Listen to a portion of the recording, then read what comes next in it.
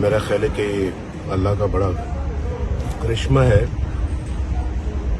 اللہ تعالیٰ کہتا ہے میں باطل کو مٹاتا ہوں اور سچ کو سامنے لاتا ہوں. اور یہ قدرت کا کرشمہ دیکھیے کہ مجھے تو اپنے بیٹے سے 10,000 درہم کی تنخواہ نہ لینے پر زندگی بھر کے لیے ڈسکوالیفائی کر دیا, نااہل قرار دے دیا مجھے زندگی بھر کے لیے. پارٹی کی صدارت سے ہٹا دیا گیا اور نہ جانے کیا کچھ کرنا پڑا اور پھر جیلوں میں ڈال دیا گیا. تو یہاں تو آپ دیکھیں نا کہ اس شخص کو جنہوں نے مجھے ڈسکوالیفائی کیا تھا, ثاقب نثار صاحب اور جج جو کھوسا ہیں انہوں نے, تو ثاقب نثار صاحب اور انہوں نے تو ان کو وہ کیا کہتے ہیں اس کو, صادق اور امین کا سرٹیفکیٹ دیا ہوا تھا.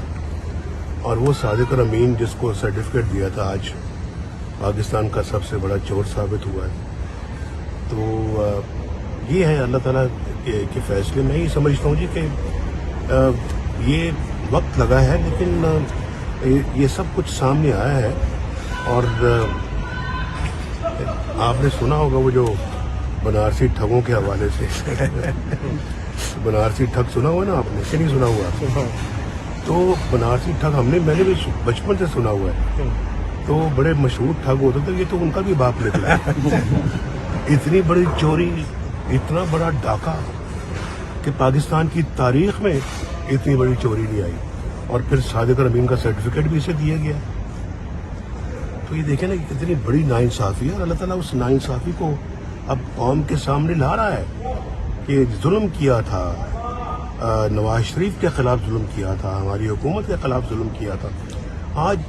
لیکن دیکھیے کہ اس کا یہ چوری پوری قوم آج بھگت رہی ہے, مہنگائی کی شکل میں. آٹا